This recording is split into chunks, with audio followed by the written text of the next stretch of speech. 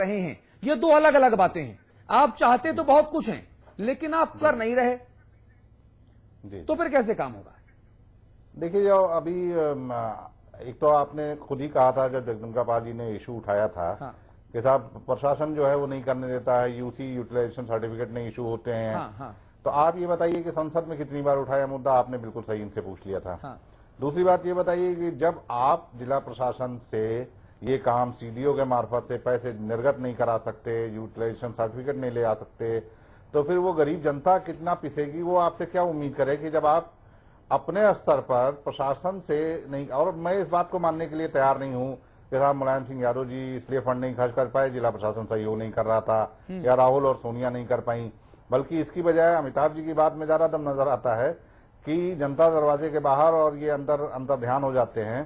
तो ये जो तमाम सारी छोटी छोटी समस्याएं हैं और जो गरीब परेशान है वो जो जाता है उनके दरवाजे पर, कोई पुलिया बनवाने के लिए, कोई कुछ करवाने के लिए, कोई कहता है स्कूल की बाउंड्री गिर गई है, तो उसकी सुनवाई वहां हो ही नहीं पाती है। इनकी उदासीनता है। अगर इनको ख्याल आता है कि क्षेत्र के लिए कुछ किया जाए तो ये जाते हैं किसी बड़े मंत्रालय से, कहते हैं कि साहब ये फलाना पीएसयू जो है सार्वजनिक क्षेत्र की कंपनी, इसका प्लांट लगना है, तो वहां तो जाके ये कर देते हैं। लेकिन आम जनता को जिन परेशानियों से रोज दो चार होना होता है, उनकी तरफ ये जो बड़े नेता हैं खास तौर पर, या जो सांसद हैं, अब एक सांसद भी अपने आप में बड़ा ही नेता है क्योंकि 20-25 लाख की आबादी हो चुकी होती है, उस जगह का प्रतिनिधित्व करता है। तो ये बिल्कुल उसकी तरफ उससे उदासीन रहते हैं।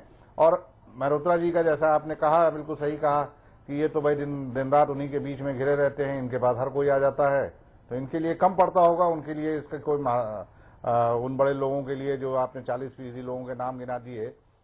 मौर्य साहब, आपकी बात समझ में आ गई। मुझे बताइए, क्या समाचार प्लस पर इस इंटरव्यू के बाद आप अपनी पार्टी के इन माननीय गणमान्य सांसदों को इस बात की समझाइश देंगे, कोई दिशा निर्देश जारी करेंगे कि भैया कम से कम विधायक सांसद निधि का इस्तेमाल तो आप विकास में करिए, ताकि विकास होता नजर आए? नहीं, कभी कभी ये भी होता है कि समय पर धन पहुंचता ही नहीं, इसके नाते भी कभी कभी विलंब हो जाता है।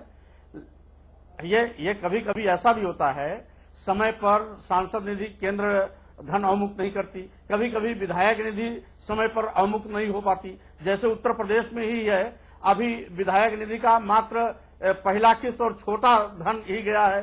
तो अगर, और जबकि तमाम विधायकों के प्रस्ताव 100% पहुंच चुके हैं, तो कभी कभी ये भी विसंगतियां होती हैं कि समय पर धन अवमुक्त न होना भी कारण होता है। कभी कभी शासन स्तर पर कभी कभी विलंब हो जाते हैं। तो ऐसा नहीं कि सारी की सारी जवाबदेही केवल जनप्रतिनिधि की होती है। ठीक बात है। इतना जरूर है कि जनप्रतिनिधि की जवाबदेही होती है अपने क्षेत्र के प्रति और क्षेत्र की जनता के प्रति। लाइव इंटरव्यू के बाद हम ये माने कि कांग्रेसी जो सांसद हैं वो और तत्परता के साथ तमाम शासनिक प्रशासनिक विसंगतियों को दूर करते हुए क्षेत्र का विकास करेंगे, क्योंकि 2014 एकदम सिर पे है और ये बहुत बड़ा प्रेस्टीज इश्यू है यूपीए के लिए, कांग्रेस पार्टी के लिए, आपके लिए। देखिए, समाचार प्लस के इंटरव्यू के बाद निश्चित तौर से मेरे ऊपर एक और राइडर लग गया।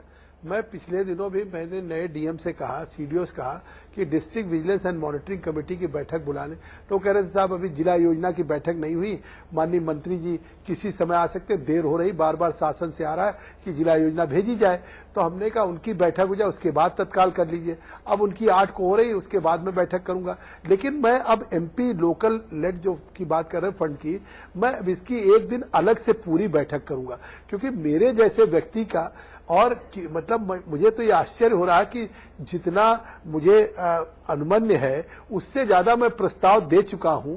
आखिर किन हम लोग पास समय की व्यस्तता रहती है कि हम कभी सीडीओ के साथ, डीएम के साथ बैठ करके कोई रोज मतलब स्थानीय स्तर पे उनको हम एक एक अपने प्रस्तावों को मैं मॉनिटर कर सके, क्योंकि इतना पार्लियामेंट का दबाव, पार्लियामेंट चले न चले लेकिन उपस्थिति आवश्यक है।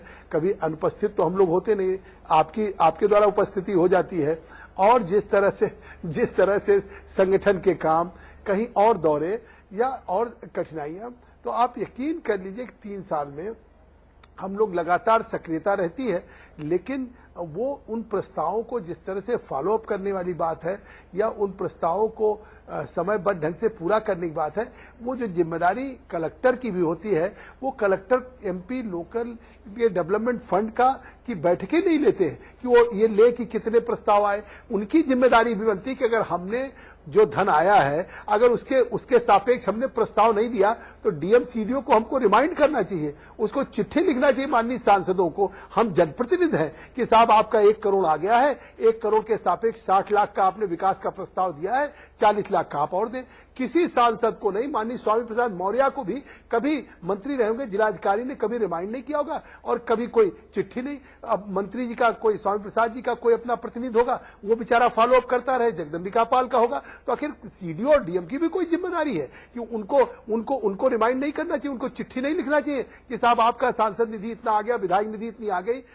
मौर्य साहब, हम अपनी चर्चा के आखिरी पड़ाव में आ चुके हैं। तमाम सारी बातें हैं, उदासीनता की आप बात कह रहे हैं, लेकिन क्या सैद्धांतिक तौर पर यह होना नहीं चाहिए कि एक सांसद अपनी सांसद निधि का क्षेत्र के विकास में वक्त रहते पूरा इस्तेमाल करे और उसके लिए सिस्टम को और भी ज्यादा चाक चौबंद बनाने की जरूरत है? जहां से धनराशि निर्गत हो रही है वहां से राशि खाते में आए, सांसद जी प्रस्ताव दें, राशि आगे जाए और विकास के काम जमीनी तौर पर नजर आए। क्या ऐसा होना नहीं चाहिए? स्वाभाविक रूप से कहीं न कहीं क्षेत्र के विकास के प्रति उदासीनता है। ये इसका जो भी सांसद निधि है या विधायक क्षेत्र विकास निधि है, इसको तत्काल जनहित को ध्यान में रखते हुए समय समय पर प्रस्ताव भेज करके विकास कार्य सुनिश्चित कराना चाहिए। और यदि कोई साल 2-2 साल तक अपने क्षेत्र विकास निधि का प्रयोग ही नहीं किया है, चाहे वो सांसद हो या विधायक हो, तो इसका मतलब है कि वो जनहित के कार्यों से उदासीन है, क्षेत्र के विकास के प्रति उदासीन है, अपनी जिम्मेदारी के प्रति उदासीन है। तो ये नहीं होना चाहिए।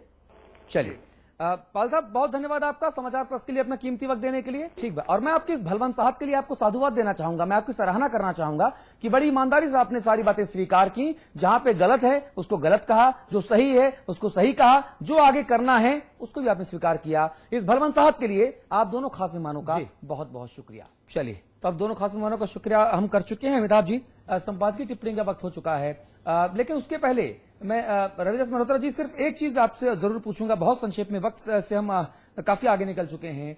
आखिरकार ये जो भी गड़बड़ झाला हो रहा है, इसके बारे में कम से कम पार्टी अध्यक्ष के नाते, पार्टी अध्यक्ष के जरिए पार्टी के सांसदों को इस बात से इन्फॉर्म तो कराएंगे?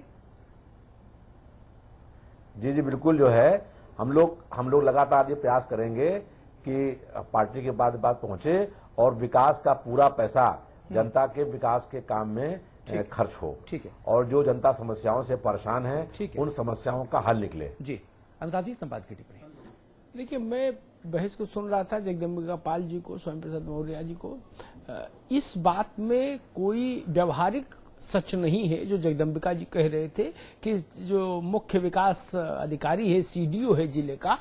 मैं ये तो मान सकता हूं कि किसी सामान्य सांसद के साथ वो कुछ प्रपंच कर दे। जी, इतने बरस मैंने देखे राजनीति में, किसी भी कलेक्टर सीडीओ की इतनी हिम्मत नहीं। सिद्धार्थ जी मेरे साथ सहमत होंगे, जो मुलायम सिंह की, मायावती की सरकार हो तो भी मुलायम सिंह की चिट्ठी होती है, और मुलायम सिंह की सरकार हो तो भी मायावती की चिट्ठी की तरह ट्रीट होगी। राहुल और सोनिया गांधी, राजनाथ सिंह, इनकी चिट्ठी सीडीओ की हैसियत है कि उस पर बैठ जाए और कार्रवाई नहीं हो? संभव नहीं।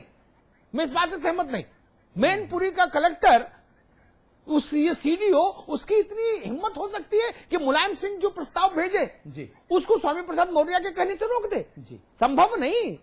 ऐसा होता भी नहीं सियासत में। ठीक है, इसलिए ये तर्क ठीक नहीं। ठीक है, हाँ, मैं स्वामी प्रसाद मौर्य की इस बात से सहमत हूं, यहीं तक नेता रहे। रविदास मल्होत्रा जी की बात से सहमत हूं, आप यहीं तक रहिए कि दोनों हाथ जोड़कर कहिए कि हाँ, अब तक जो हुआ वो नहीं होना चाहिए था, उदासीनता थी, आगे से जनता का ख्याल रखेंगे। इतना सच बोलने में क्या दिक्कत है भाई? जी जी। और यही सवाल जनता पूछ रही है कि नेता जो हैं, अगर वो विकास का काम वाकई कराना चाहते हैं तो विकास के लिए निर्गत की जाने वाली सांसद निधि और विधायक निधि का ईमानदारी से इस्तेमाल किया जाना चाहिए। और इस खबर को दिखाने की और इस पैनल डिस्कशन को करने की हमारी मंशा भी यही है कि जो पैसा जनता का है, जनता के लिए है, उसको जनता के नुमाइंदे ईमानदारी से जनता के विकास के लिए खर्च करें। अभी तक नहीं किया, कोई बात नहीं, आगे से खर्च करें, ये हमारी एक ईमानदार कोशिश। अमिताभ जी आप बने रहेंगे। सिद्धार्थ साहब बहुत शुक्रिया आपका, रविदास मल्होत्रा साहब बहुत धन्यवाद आपका, मौर्य साहब और पाल साहब आपका भी बहुत शुक्रिया समाचार प्लस के लिए अपना कीमती वक्त देने के लिए। छोटा सा ब्रेक ले रहे हैं, ब्रेक के उस पार बात उत्तराखंड की होगी। देहरादून से भी कुछ खास मेहमान जुड़ेंगे हमारे साथ ब्रेक के बाद।